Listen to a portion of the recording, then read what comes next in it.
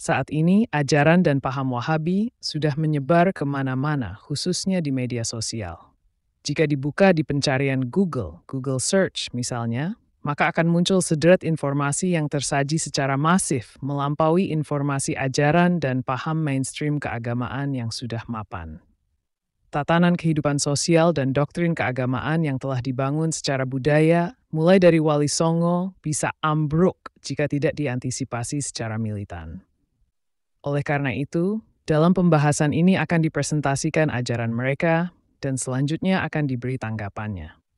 Doktrin Tauhid Uluhiyah, Rububiyah, Asma, dan Sifat. Dari hasil pengkajian terhadap dalil-dalil Tauhid, mereka menyimpulkan bahwa Tauhid terbagi menjadi 3.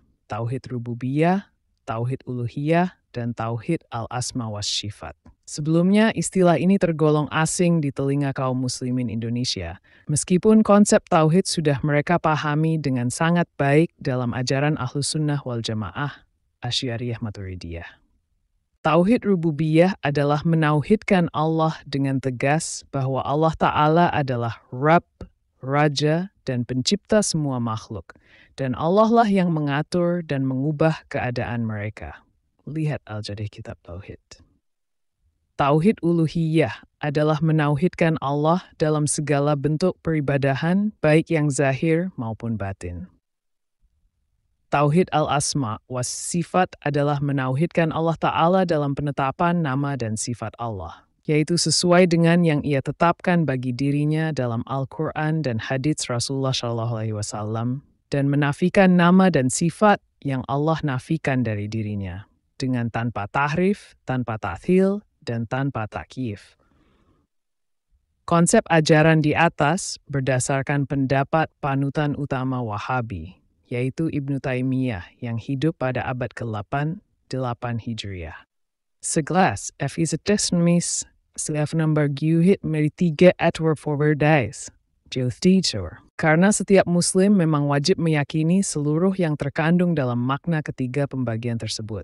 Tetapi patut dicurigai ada agenda tersembunyi yang ingin mereka lakukan. Oleh karena itu, dalam rangka menolak ajaran mereka, di bawah ini akan dicoba dipaparkan kelemahan dan kecerobohan mereka. Bantahan terhadap doktrin Tauhid Wahabi. Pertama, perbedaan pendapat antara kaum Wahabi dan Sunni diawali dari penafsiran dan penggunaan antara kata Rabb dan Ilah. Kaum Wahabi menafsirkan secara kaku dan sembrono dengan membuat distingsi yang berdiametral antara Rabb dan Ilah. Dikatakan oleh mereka, kata Rabb digunakan untuk tauhid dalam penciptaan, dan kata Ilah digunakan untuk tauhid dalam ibadah. Bagi kaum Sunni, meskipun lafaz keduanya berbeda, arti leksikalnya juga berbeda. Tetapi madlul dan maksud makna yang dituju dari keduanya adalah sama. Imat Allah tu hasanah. Dalam logika paling sederhana dapat diketahui bahwa sosok yang mencipta dan merawat alam semesta, aspek rububiyah, adalah satu-satunya sosok yang layak disembah, aspek uluhiyah. Demikian pula mustahil seorang manusia berakal akan melakukan penyembahan, aspek uluhiyah, pada sosok yang sama sekali tak terlibat dalam penciptaan dan perawatan alam semesta, aspek rubi. Bukti bahwa tidak ada perbedaan antara keduanya. Karena dalam kata Rabb, bersandung ma ilah yang disabah, sebagaimana dalam 3 agak momentum peristiwa kehidupan manusia berikut. Ketika manusia berada di alam ruh, terjadilah dialog antar ruh dengan Tuhannya. Itu 122. Wa idh akhadha rabbuka min bani Adam min zuhurihim dzurriyyatahum wa ashhadahum ala anfusihim. Alastu bi rabbikum? Qalu bala syahidna. Tafsir Ibnu Katsir dan Al-Zuhaili dalam tafsir Al-Idhah menafsiri ayat tersebut sebagai berikut. Yukhbiru ta'ala annahu istakhraja dhurriyyata bani Adam min aslabihim, syahidina ala anfusihim anna Allaha rabbuhum wa malikuhum wa annahu la ilaha illa huwa. Kama annahu ta'ala fatarahum ala dhalik. Artinya, Allah SWT mengabarkan bahwa Dia mengeluarkan anak keturunan Adam dari punggung mereka, bersaksi terhadap diri mereka sendiri bahwa Allah adalah Tuhan, penguasa mereka, dan Rabb tidak ada Tuhan selainnya. Sebagaimana dia telah menjadikan fitrah atas pengakuan terhadap Rabb, baik sebagai pencipta maupun ilah. Al-Jazairi, kelompok Wahabi dalam karya tafsirnya Aisar al-Tafasir, menyatakan, Ashhadahum ala anfusihim, ay billahi ta'ala rabbuhum wa ilahuhum, wa la rabba lahum ghairuhu, wa la ilaha lahum siwahu. Artinya, mereka bersaksi terhadap diri mereka sendiri bahwa Allah adalah Rabb dan ilah mereka. Tiada Rabb, Tuhan pencipta selain Allah, dan tidak ada ilah, Tuhan selainnya. Oleh karena itu, antara Rabb dan ilah memiliki konotasi makna yang sama. Berdasarkan kesamaan makna konotatif itulah, maka cukuplah jika ruh ditanya, Alastu bi rabbikum. Sebab jika misalnya antara Rabb dan ilah dianggap berbeda, maka ruh akan ditanya, Alastu bi rabbikum wa ilahikum. Imam Al-Haddad dalam Misbahul Anam wa Jala al-Zolam fi Raddi Shibhil Bidai an-Najdi allazi adhalla biha al-awam menyatakan Tauhid al-Aluhiyyati dakhil fi umumi Tauhid al-Rububiyyah. بدليل أن الله تعالى لما أخذ الميثاق على ذرية آدم خاطبهم تعالى بقوله ألست بربكم ولم يقل بإلهكم فكفى منهم بتوحيد الربوبية. ومن المعلوم أن من أقر له بالربوبية فقد أقر له بالألوهية إذ ليس الرب غير الإله بل هو الإله بعينه. Artinya, Tauhid uluhiyah masuk dalam keumuman Tauhid rububiyah dengan dalil bahwasanya ketika Allah mengambil perjanjian dengan keturunan Nabi Adam, Allah mengatakan, Alastu birabbikum, bukankah aku Tuhan kalian? Dalam hal ini Allah mengatakan Alastu biilahikum, karena Allah menganggap cukup dengan Tauhid rububiyah tersebut dari mereka. Sebagaimana telah maklum, siapa saja yang mengakui Tuhan dengan rububiyah, ia juga mengakui Tuhan dengan uluhiyah. Sebab tidak ada Rabb kecuali dia pasti ilah. Bahkan dialah ilah yang sebenarnya. Ketika seorang Muslim hidup di alam dunia dan melakukan bayat, maka kalimat bayat dinyatakan sebagai berikut. Raditu billahi rabban, wa bil islami dinan, wa bi Muhammadin nabiyya wa rasula. Ini menunjukkan makna Rabb dan ilah memiliki konotasi makna yang sama. Sebab, jika misalnya antara Rabb dan ilah dianggap berbeda, maka bayat itu akan berbunyi, Raditu billahi rabban wa ilahan, wa bil islami dinan, wa bi Muhammad nabiyya wa rasula. Ketika manusia berada di alam kubur, maka semuanya nanti akan ditanya, diantaranya sebagai berikut. Man rabbuk, wa ma dinuk, Waman nabiyuk. Ini juga menunjukkan makna Rabb dan ilah memiliki konotasi makna yang sama. Sebab misalnya, antara Rabb dan ilah dianggap berbeda, maka pertanyaan malaikat itu akan berbunyi, Man rabbuka wa ilahuk, wa ma dinuk, wa man nabiyuk. Dari kedua al-hadits di atas sudah dimaklumi bahwa orang yang menetapkan kerububiyahan Allah berarti ia juga mengakui akan keuluhiyahannya. Kedua, di samping yang berkaitan dengan 3 momentum, sebelum lahir, ketika hidup, dan setelah meninggal di atas, terkadang kata Rabb juga memang digunakan untuk makna persembahan, tauhid ibadah. Sebagaimana ayat berikut.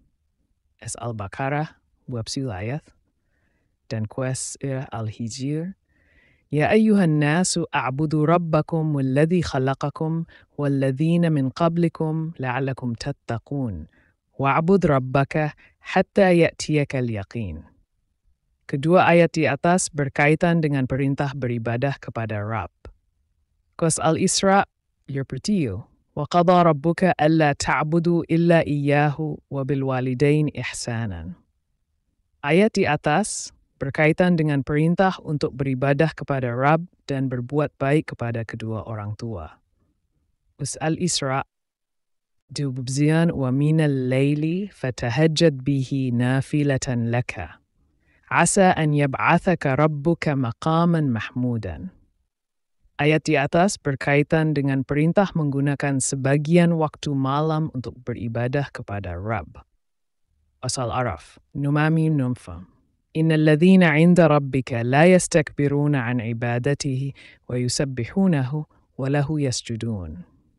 Ayat di atas berkaitan dengan anjuran agar tidak sombong dalam beribadah kepada Rabb. Ali Imran. Subomu. ولا يأمركم أن تتخذوا الملائكة والنبيين أربابا أي يأمركم بالكفر بعد إذ أنتم مسلمون.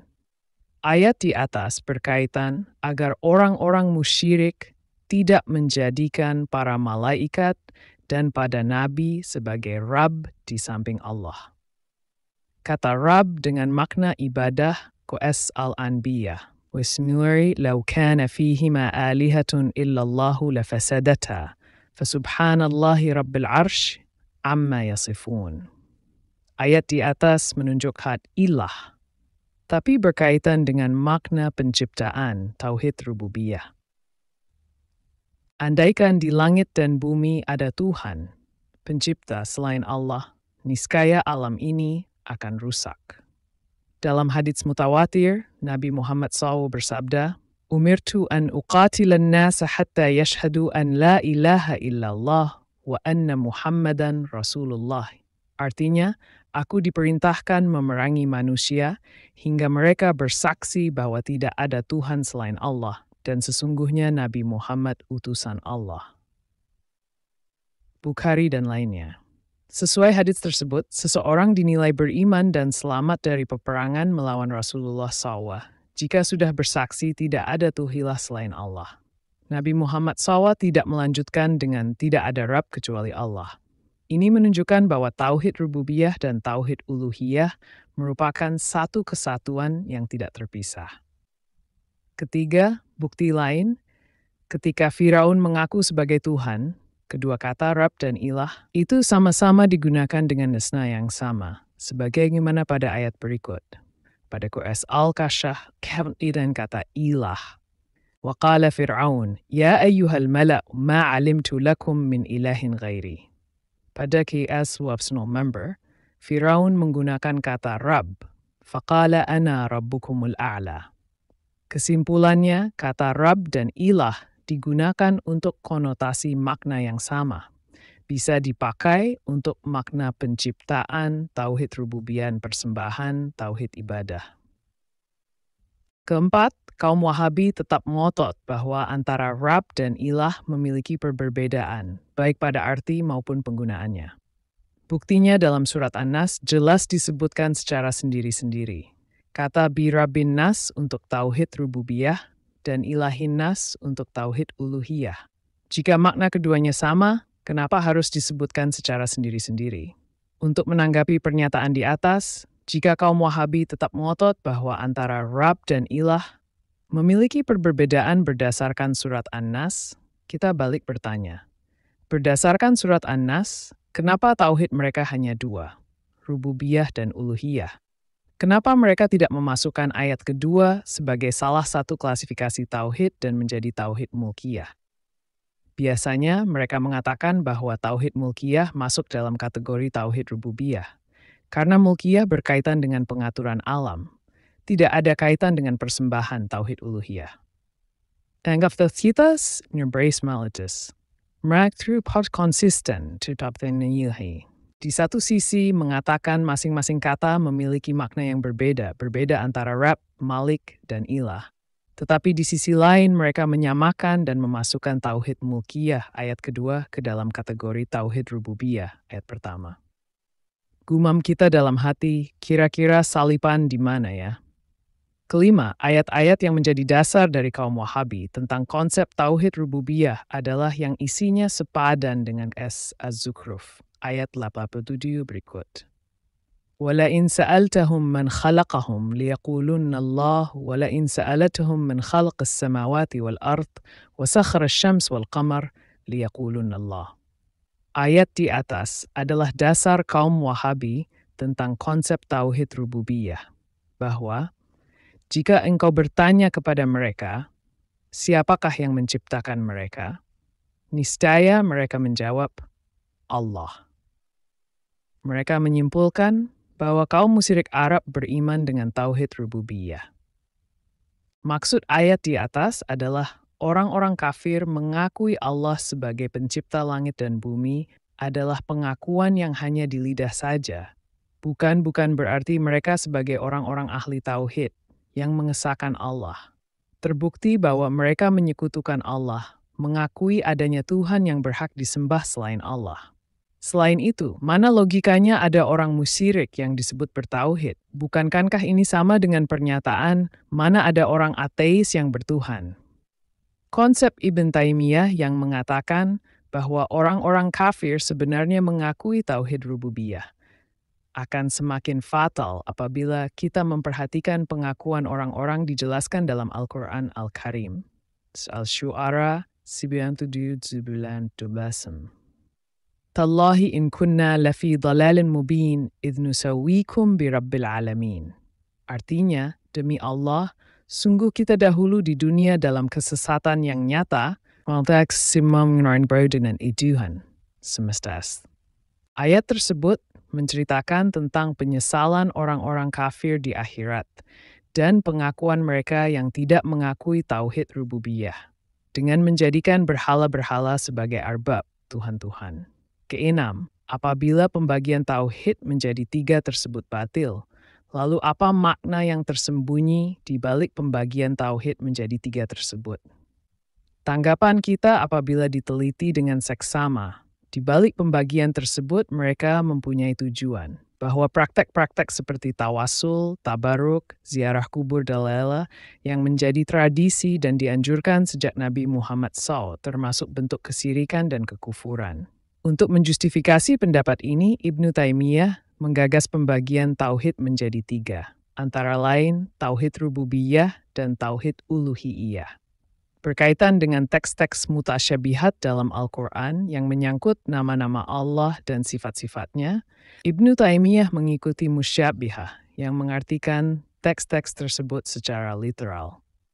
Dalam upaya menjustifikasi pandangannya, Ibnu Taimiyah menggagas tauhid al-asma wa as-sifat. Dari sini, dia kemudian mengatakan bahwa kelompok-kelompok yang melakukan takwil terhadap teks-teks mutasyabihat dan tidak mengartikannya secara literal telah terjerumus ke dalam kebidahan dan kesesatan karena telah melanggar tauhid al-asma wa as-sifat. Ketujuh, sebagaimana diketahui, ajaran Wahabi ini mengacu kepada pendapat Ibnu Taimiyah yang hidup pada abad ke-8. Hijriyah. Dalam konteks ini ada pertanyaan kritis yang dapat kita ajukan. Jika kaum Wahabi bersikukuh bahwa tauhid mereka yang paling benar dan mengafirkan orang yang tidak sama dengan pemahaman dan konsep mereka, lalu pertanyaannya bagaimanakah status keimanan dan ketauhidan orang-orang yang hidup sebelum Ibn Taimiyah, termasuk Imam Ahmad ibn Hanbal yang menjadi panutan dan rujukan Ibnu Taimiyah. Jika Ibn Taimiyah mengaku dirinya sebagai kelompok salaf, khususnya Imam Ahmad ibn Hanbal, sementara Ahmad ibn Hanbal tidak pernah berpendapat atau mengajarkan paham tentang tauhid rububiyah, uluhiyah, dan asma wa as-sifat. Pertanyaannya, beranikah kaum Wahabi menuduh Ibn Taimiyah sebagai ahli bidah, ahli sesat, dan ahli masuk neraka? Kedelapan, Muhammad bin Abdul Wahab dalam Kasifus Syubuhat menyatakan, setelah kamu pastikan bahwa Rasulullah SAW memerangi kaum musyrik supaya berdoa hanya kepada Allah, bernazar hanya kepada Allah, menyembelih hanya kepada Allah, meminta tolong hanya kepada Allah, dan sekalian ibadah hanya kepada Allah. Dan telah kamu ketahui bahwa pengakuan mereka dengan tauhid rububiyah tidaklah memasukkan mereka dalam agama Islam. Dan tujuan mereka kepada para malaikat dan para aulia adalah untuk meminta syafaat mereka dan pendekatan diri kepada Allah. Dengan cara demikian merupakan hal yang menghalalkan darah dan harta mereka. Dalam ketahapan tauhid diterima oleh para rasul dan enggan diakui oleh kaum musyrik.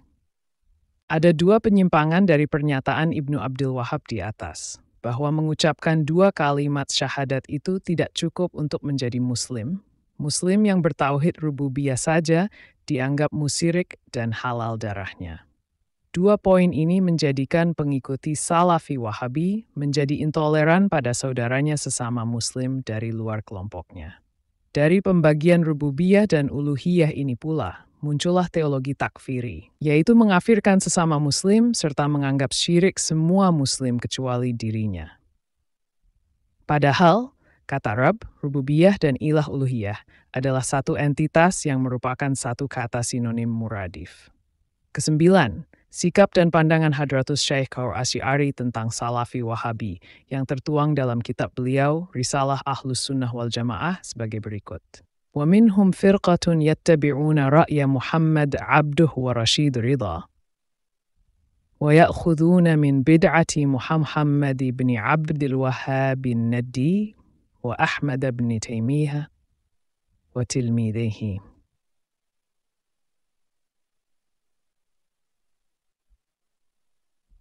وعبد الهادي فحرموا ما أجمع المسلمون على ندبه وهو السفر لزيارة قبر رسول الله صلى الله عليه وسلم وخالفوهم فيما ذكر وغيره. Artinya, dan di antara golongan-golongan tersebut adalah kelompok yang mengikuti pemikiran Muhammad Abduh dan Rashid Ridho. Mereka juga mengambil bidahnya Muhammad bin Abdul Wahab An-Najdi, Ahmad ibnu Taimiyah, dan dua orang muridnya, yakni Ibnu Qayyim dan Ibnu Abdul Hadi. Mereka mengharamkan apa yang telah disepakati umat Islam sebagai kesunahan, yakni bepergian untuk berziarah ke makam Rasulullah Shallallahu Alaihi Wasallam. Mereka menyelisihi umat Islam dalam hal tersebut, juga hal-hal yang lain.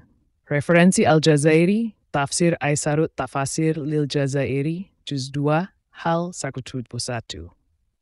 Khalid bin Abdullah bin Muhammad al-Mushli, Syarh Kasifus Syubuhat, Lam 32. Ibn Katsir, Tafsir Ibn Katsir, Juz 31, dan Al-Maragi, Tafsir Al-Idhah, Juz 9, Hal 103. Alawi bin Ahmad al-Haddad, Misbahul Anam wa Jala al-Zolam fi Raddi Shibhil Bidai an-Najdi al-Lazi adhalla biha al-Awam.